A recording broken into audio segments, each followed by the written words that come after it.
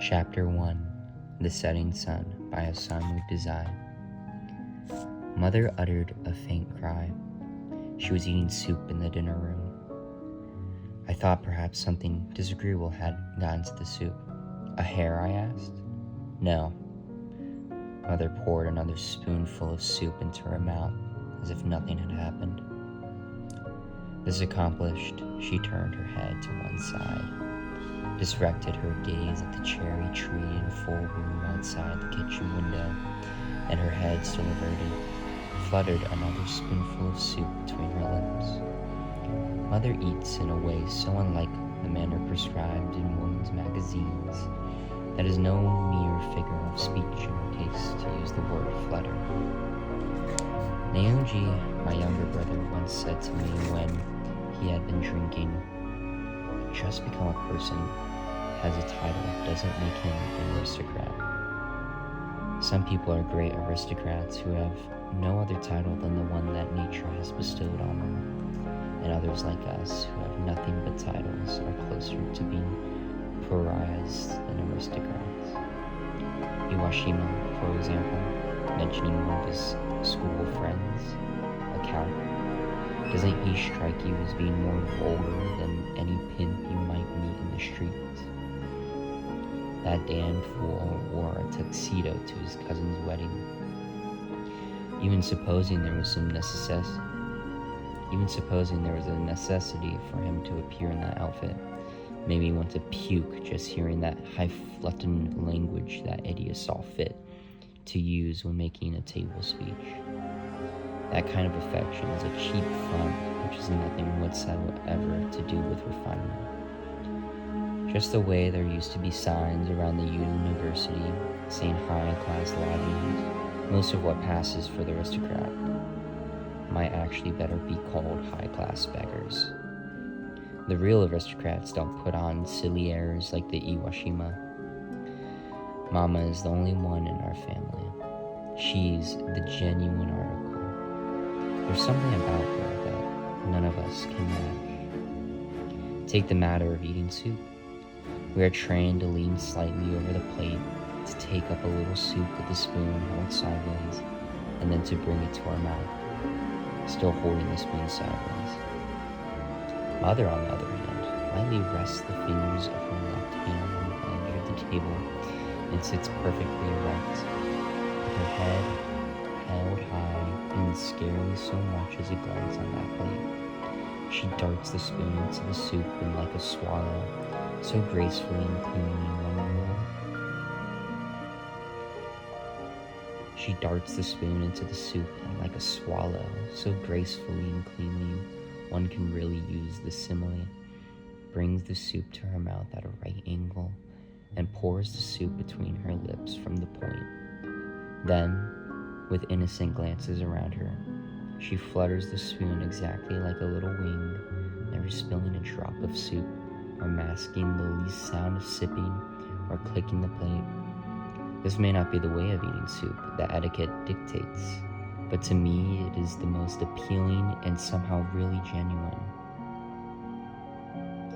As a matter of fact, it is amazing how much better soup tastes when you eat it as Mother does, sitting serenely erect, than when you look down on it. But being, in Naoji's words, a high-class beggar and unable to eat with Mother's effortless ease, I bent over the plate in the gloomy fashion prescribed by proper etiquette.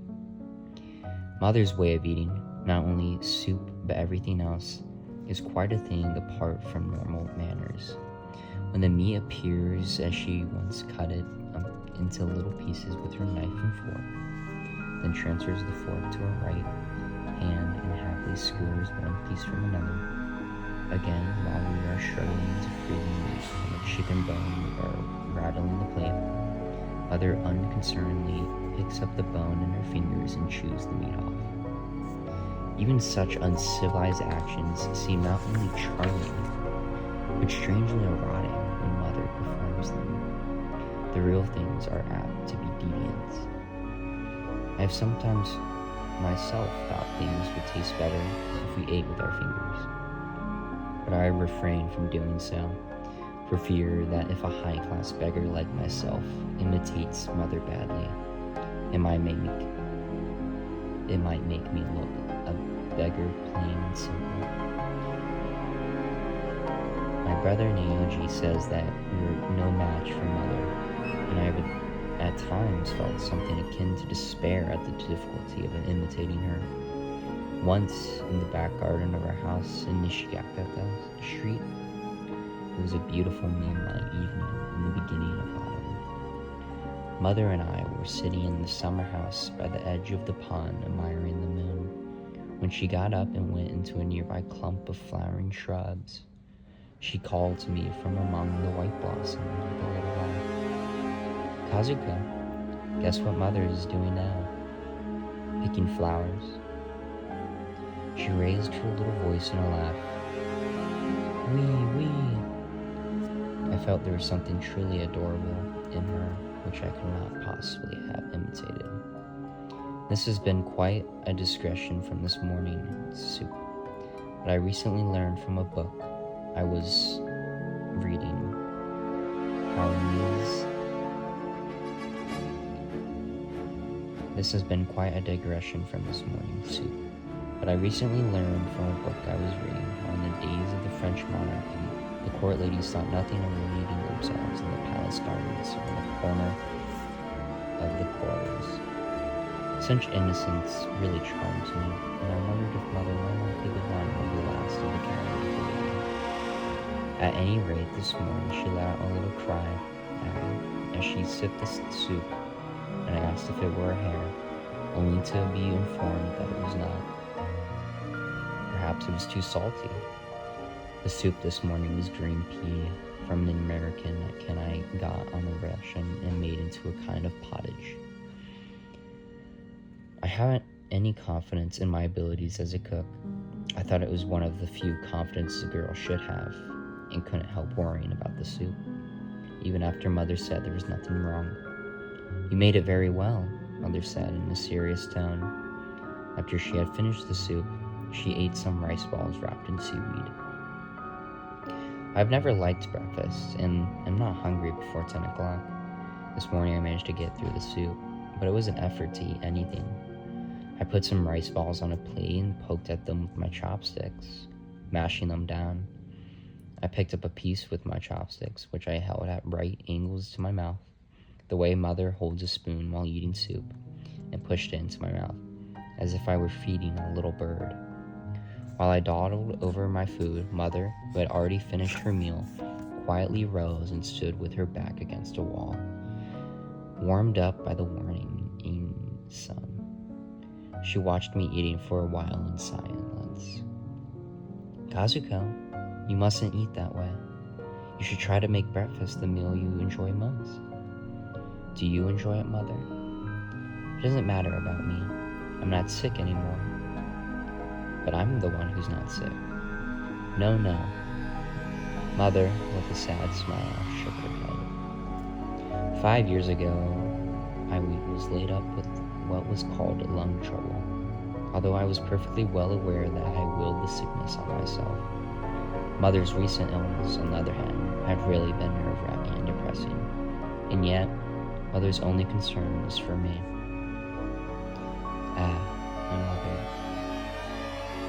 I murmured. "What's the matter?" This time, it was Mother's turn to ask. We exchanged glances and expressed something like a moment of absolute understanding. I giggled, and Mother's face lightened with a smile. Whenever I am assailed by some painfully embarrassing thought, that strange, faint cry comes from my lips. This time I had suddenly realized all too vividly the events surrounding my divorce 6 years ago, and before I knew it, my little cry had come out. Why, I wondered, had Mother uttered it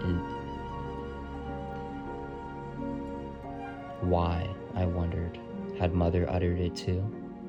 It couldn't possibly be that she had recalled something embarrassing from her past as I had. No, and yet there was something. What was it you remembered just now, Mother? I've forgotten. About me? No. About Naoji? Yes. Then Checking her words, Mother leaned her head to one side and added, "Perhaps." My brother Naoji was called up while still at the university and was sent off to some island in the South Pacific. We have had no news of him, and he is still missing, even after the end of the war. Mother has resigned herself to never seeing Naoji again. At least that is what she says, but I have never once resigned myself. All I can think is that we certainly will see him again. I thought I had given up all hope, but when I ate your delicious soup, I thought I had given up all hope, but when I ate your delicious soup, I thought I had given up all hope, but when I ate your delicious soup, I thought of Naoji, and it was too much for me. I wish I had been better to him. Along about the time that Naoji first entered high school, he became phonetically absorbed in literature and started to lead a life almost like a delinquent, causing heaven only knows how much grief to Mother. In spite of his dreaded behavior, Mother thought of Naoji as she ate her soup and uttered that cry. I angrily pushed the food into my mouth, and my eyes grew hot. He's alright. Naoji's alright. Scoundrels like Naoji simply don't die. The ones who die are always the gentle, sweet, and beautiful people. Naoji wouldn't die even if you clubbed him with a stick. Mother smiled. Then I suppose that you'll die an early death. She was teasing me. Why should I? I'm bad and ugly both. I'm good for 80 years. Really?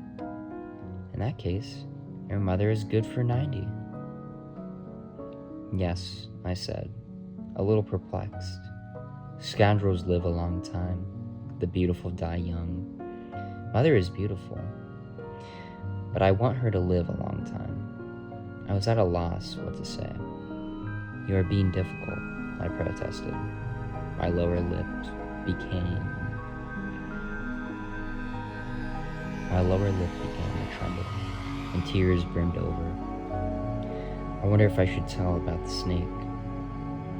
One afternoon, 4 or 5 days ago, the children of the neighborhood found a dozen or so snake eggs concealed in the stakes of the garden fence. They insisted they were viper eggs. It occurred to me that if we were to have a dozen vipers crawling about our bamboo thicket, we would never be able to go into the garden without taking special precautions. I said to the children, "Let's burn the eggs," and the children followed me, dancing with joy. I made a pile of leaves and brushed near the thicket and set it afire, throwing the eggs into the flames one after another. They did not catch fire for the longest time. The children put more leaves and twigs on the flames and made them blaze more vigorously, but the eggs still did not look as if they would ever burn. The girl from the farmhouse down the road called from the other side of the fence to ask what we were doing. "We are burning viper eggs. I'm terrified that the vipers might get hatched." "About how big are the eggs?" "About the size of a quail's egg and pure white." "Then they're just ordinary harmless snake's eggs and not viper eggs. Raw eggs don't burn very well, you know." The other girl went off laughing as if it were all very funny. The fire had been blazing for about half an hour, but the eggs simply would not burn. I had the children retrieve them from the eggs and bury them under the plum. I had the children retrieve them from the flames and bury them under the plum tree. I gathered together some pebbles to serve as a grave marker. "Let's pray, everybody." I knelt down and joined my hands.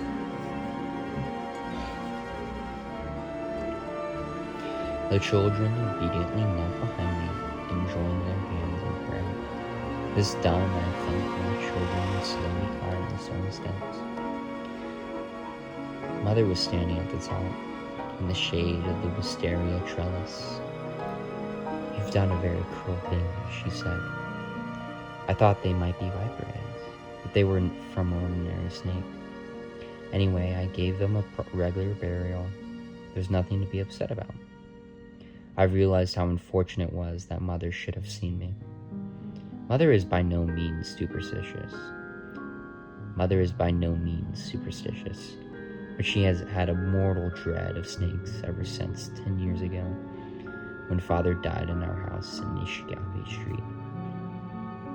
Just before Father passed away, Mother, seeing what she thought was a thin black cord flying near Father's bed, casually went to pick it up, only to discover that it was a snake. It glided off into the corridor where it disappeared. Only Mother and my Uncle Wada noticed it. They looked at each other but did not say anything for fear of disturbing the peace of Father's last moments. That is why even Naoji and I, who had happened to be in the room, knew nothing about the snake.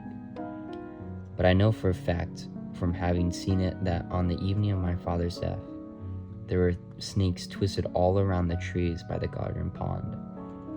I am 29 now, which means that when my father died 10 years ago,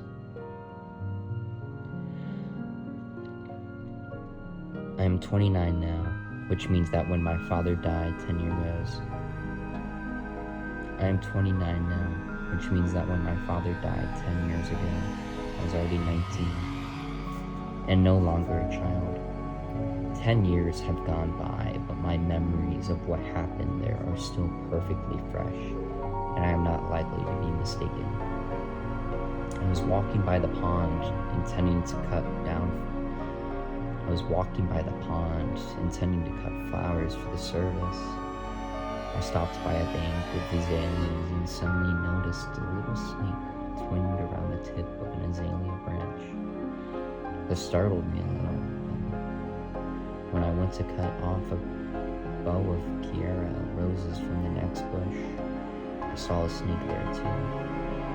On the rose of Sharon next to it, on the maple, the broom, the wisteria, the cherry tree, on every bush and tree there was a snake. This didn't especially frighten me. I only felt somehow that the snakes, like myself, were mourning my father's death, and had crawled out from their holes to pay his spirit homage.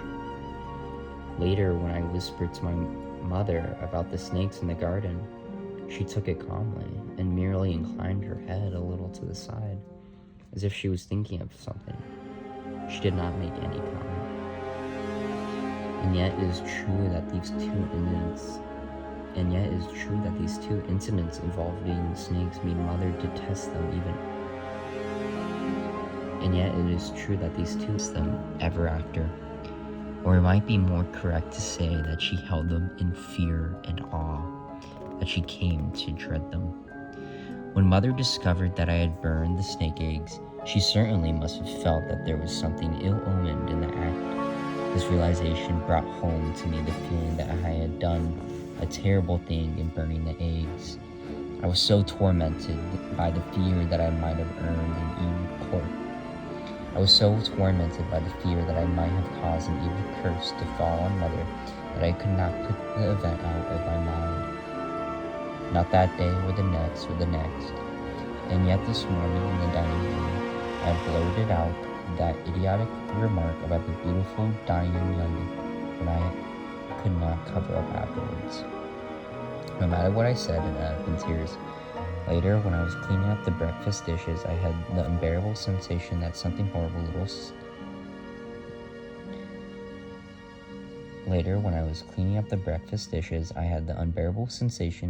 some horrible little snake, which would shorten Mother's life, had crawled into my breast.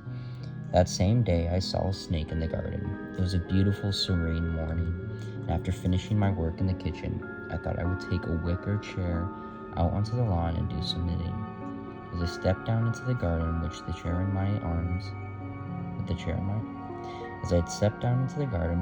in my arms, I saw the snake by the iris stalks. My only action was one of mild revulsion. I carried the chair back to the porch, sat down, and began to knit. In the afternoon, when I was into the garden intending to get from our library, which is in a storehouse at the bottom of the garden, a volume of Marie Lorraine's paintings, a snake was crawling slowly over the lawn. It was the same snake that I had seen in the morning, a delicate, graceful snake. It was peacefully crossing the lawn. It stopped when it reached the shade of a wild rose, lifted its head, and quivered its flame-like tongue. It appeared to be searching for something, but after a few moments it dropped its head and fell to the ground.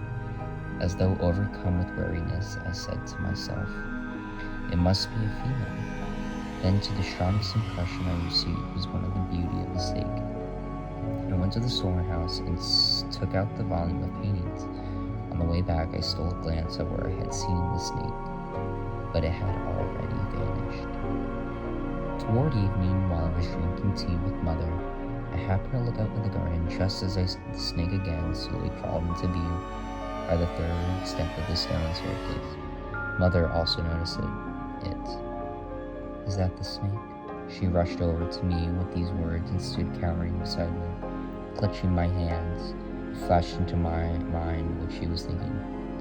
"You mean the mother of the eggs? You mean the mother of the eggs?" I came out with the words. Yes. Mother's voice was strained. We held each other's hands and stood in silence, watching the snake with bated breath. The snake, languidly coiled on the stone, began to stir again. With a faltering motion, and weakly traversed the step and slithered off toward the irises. "I had been wandering around in the garden ever since this morning," I whispered. Mother sighed and sat heavily on a chair. "That's what it is, I'm sure. She's looking for her eggs, the poor thing." Mother spoke in a voice of dejection. I giggled nervously, not knowing what else to do. The evening sun striking Mother's face made her eyes shine almost blue. Her face, which seemed to wear about it a faint suggestion of anger, was so lovely that I felt like flying to her. It occurred to me then that the mother's face rather resembled that one of the unfortunate snake I had just seen, and I had the feeling, for whatever reason, that the ugly snake dwelling in my breast might one day end up devouring this beautiful grain. And I had the feeling, for whatever reason, that the ugly snake dwelling in my breast might one day end up. And I had this feeling, for whatever reason, that the ugly snake dwelling in my breast might one day end by devouring this beautiful, grief-stricken mother snake. I placed my hand on Mother's soft, delicate shoulder and felt a physical agitation which I could not explain. It was at the beginning of December of the year of Japan's unconditional surrender that we left our house in Nishiyaka Street in Tokyo and moved to this rather Chinese-style home in Izu. After my father died, it was Uncle Wada, Mother's youngest brother, and not her only surviving blood relation, who had taken care of our household expenses. But with the end of the war, everything changed, and Uncle Wada informed Mother that we couldn't go as we were, that we had no choice but to sell the house and to dismiss all the servants, and that it was the best thing for us would be to buy a nice little place somewhere in the country where the two of us could live as we pleased. Mother understands less of money matters than a child, and when Uncle Wada described to her situation, her only reaction apparently was to ask him to do whatever he thought was best. At the end of November, a special delivery letter arrived from my uncle informing us that Viscount Kawada's village. At the end of November, a special delivery letter arrived from my uncle informing us that Viscount Kawada's villa was for sale. The house stood high on a ground with a good view and included about half an acre of cultivated land. The neighborhood, we were told, was famous for its plum blossoms and was warm in winter and cool in summer. Uncle Wada's letter concluded, "I believe that you will enjoy living there. It is apparently necessary, however, for you to have a personal interview with the other party. So would you please come tomorrow to my office?" "Are you going, Mother?" I asked. "I must," she said, smiling in an almost unbearably pathetic way. He asked me to. Mother left the next day a little afternoon. She was accompanied by her former chauffeur, who escorted her back at about 8 the same evening. She came into my room and sat down with her hand against my desk as if she might collapse on the spot. It's all decided, with her only words. What has been decided? Everything. But, I said in surprise, before you have even seen what kind of house it is? Mother raised one elbow to the desk before her hand touched her forehead and left out a little sigh. Uncle Wada says it's a nice place. I feel as if I would just as soon move there as I am, without even opening my eyes. She lifted her head and smiled faintly. Her face seemed a little thin and very beautiful. Yes, that's so, I chimed in, vanquished by the purity of Mother's trust in Uncle Wada. And you should shut your eyes too. We both laughed, but after our laughter had died away, we felt terribly depressed. The workmen came every day to our house from then on, and packing for the move began. Uncle Wada also paid us a visit and made the necessary arrangements so that everything which was to be sold could be disposed of. Okami the maid and I were busy with such tasks as putting the clothes in order and burning rubbish in the yard, but Mother gave us not the slightest assistance. She spent every day in her room dilly-dallying over something. Once I screwed up the courage to ask her, a little sharply, "What's the matter? Don't you feel at all like it's going to Izzy?" "No," was all she answered, a vague look on her face. It took about 10 days to complete the removal preparations. One evening when I was out in the garden with Okami, burning some newspaper and straw, Mother emerged from her room and stood on the porch, silently watching the blazing fire. A cold, grayish wind from the west was blowing, and the smoke crawled over the ground. I happened to look up at Mother's face and was startled to see how poor her coloring was, worse than I had ever seen it before. "Mother, you don't look well," I cried. Mother answered with a wan smile. "It's nothing." She moved soundlessly back to her room. That night, because our bedding had already been packed, Okami slept on a sofa while Mother and I slept together in her room on bedding borrowed from a neighbor. Mother said in a voice which sounded so old and weak that it frightened me, "I'm going to Izu because you are with me, because I have you." I was taken aback by this unexpected remark. "And what if you didn't have me?" I asked in spite of myself. Mother suddenly burst into tears. "The best thing for me would be to die. I wish I could die in this house where your father died." She spoke in broken accents, weeping more and more convulsively. Never had Mother spoken to me in such a feeble voice, and never before had she let me see her weeping with such abandon. Not even when my father died, or when I was married, or when I came back to Mother pregnant, or when the baby was stillborn in the hospital, or when I was sick and confined to my bed, or, for that matter, when energy had done something bad. Never had she shown such weakness. During the 10 years since Father's death, Mother had just been as easygoing and gentle as while he was alive. Energy and I had taken advantage of her to grow up without concerning ourselves about anything. Now Mother no longer had any money. She had spent it all on us, Energy and myself, without begrudging us a penny. She was being forced to leave the house where she had passed so many years to enter on a life of misery in a cottage without a single servant. If Mother had been mean and stingy and scolded us, or had been the kind of person who secretly devises ways to increase her fortune, she would never have wished for death that way. No matter much times had changed. For the first time in my life, I realized what a horrible, miserable, salvationless hell it is to be without money. My heart filled with emotion, but I was in such anguish that the tears would not come. I wondered if the feeling I experienced then was what people mean by the well-worn phrase,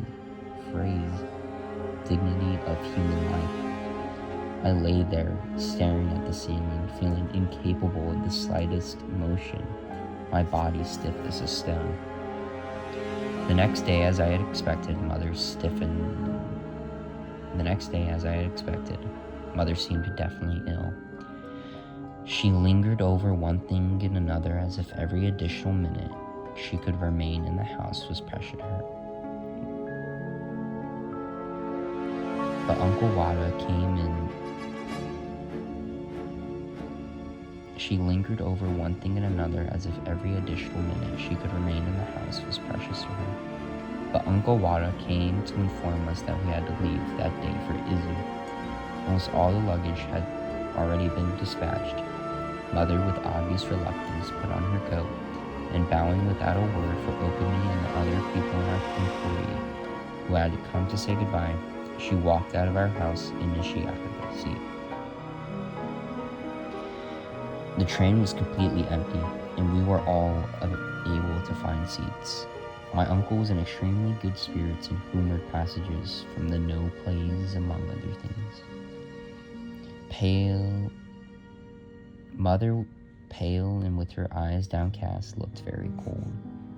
We changed at Nagaoka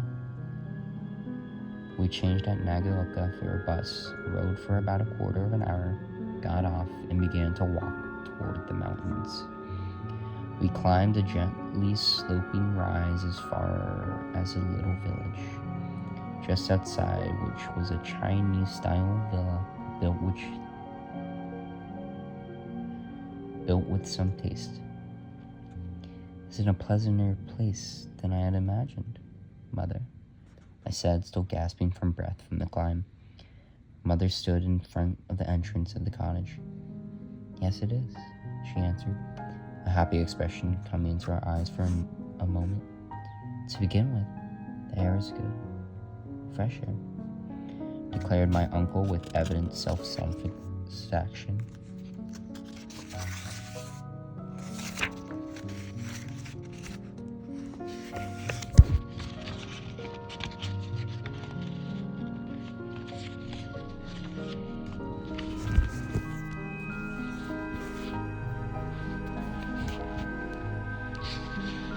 It really is, Mother smiled. It's delicious. The air here is delicious. We all three laughed.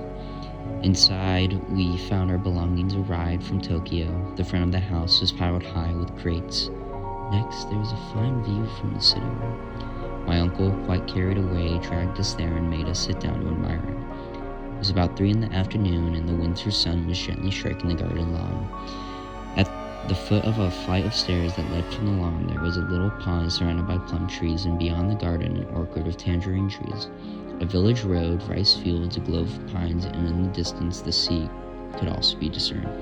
As I sat in the drawing room, the sea appeared to be just on the level with my breast. It's a gentle landscape, Mother said dully. It must be because of the air. The sunlight here is entirely different from Tokyo sunlight, isn't it? It's as if the rays were strained through silk, I answered with great gaiety. On the ground floor were 2 fairly good-sized rooms, a Chinese-style reception room, a hall, and a bathroom, then the dining room and kitchen. Upstairs was a foreign-style room with a big bed. This was the whole house, but I thought that it would not be especially cramped for the 2 of us, or even 3 if Nyanji returned. My uncle went out to the only inn in the village to arrange about a meal for us. A lunch was presently delivered, which he spread out in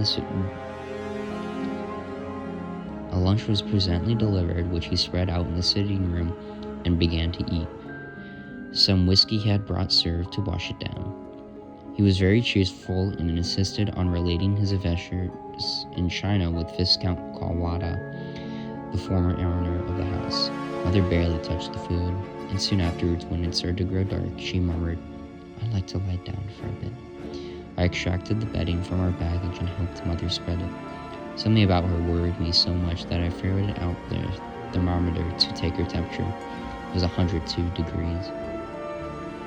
Even my uncle seemed upset. At any rate, he went off to the village to search for a doctor. When I called to Mother, she merely nodded drowsily. I pressed Mother's little hand in mine and began to sob. She was so pitiful, so terribly pitiful. No, we were both pitiful. The The tears would not stop. I thought as I wept that I would like to die on the spot with Mother, that we had nothing to hope for any longer, that our lives had ended when we left the house on Nishiaki Street. Some 2 hours later, my uncle returned with the village doctor. He seemed quite old and was dressed in formal, rather old-fashioned Japanese costume. It may possibly develop into pneumonia. It may possibly develop into pneumonia.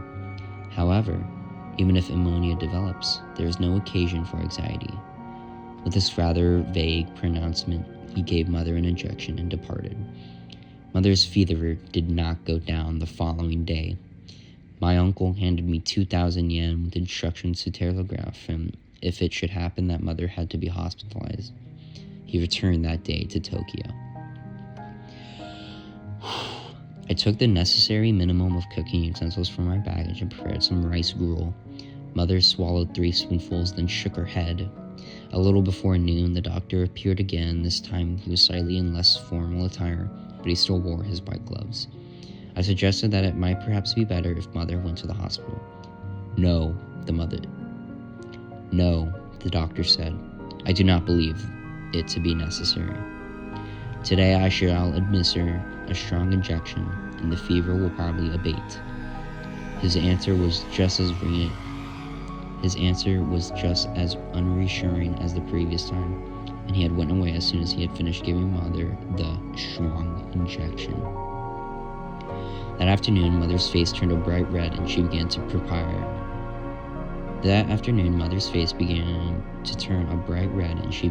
perspire. Profusely. This, perhaps, was to be attributed to the miraculous powers of the injection. Mother said as I changed her nightgown, Who knows?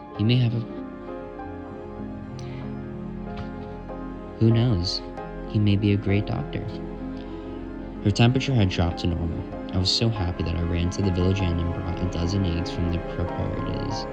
I sought Osamu at once and served them to Mother.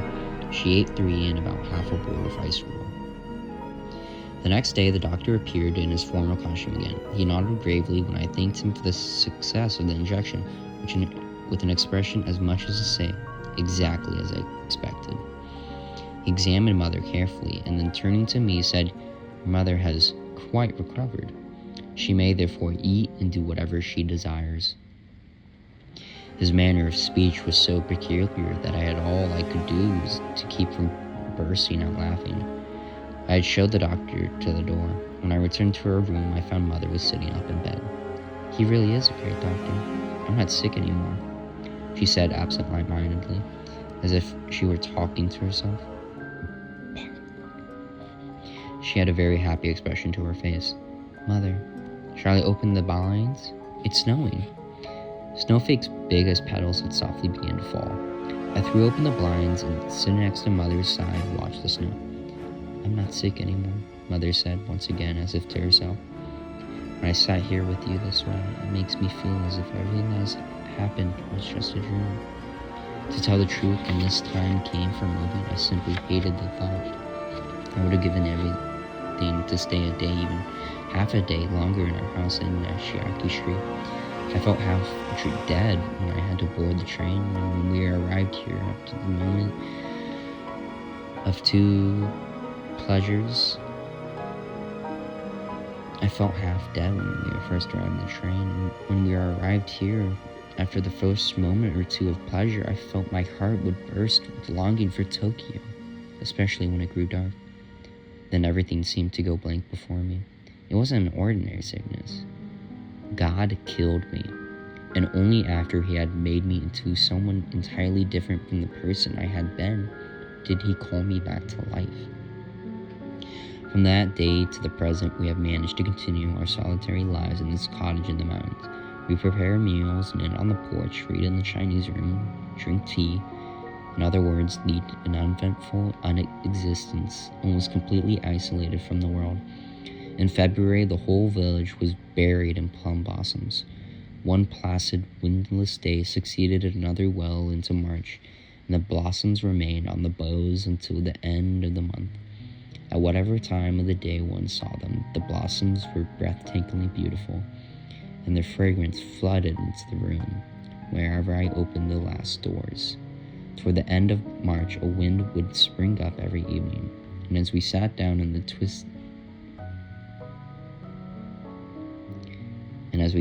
twilighted dining room drinking tea, petals would blow in through the window into our cups. Now in April, our conversation as we knit on the porch has generally turned on our plans for cultivating the fields. Mother said she would like to help. Even as I write these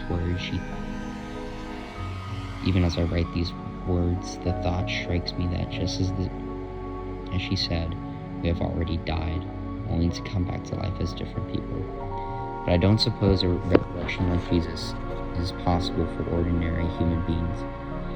Mother spoke as if the past were already forgotten.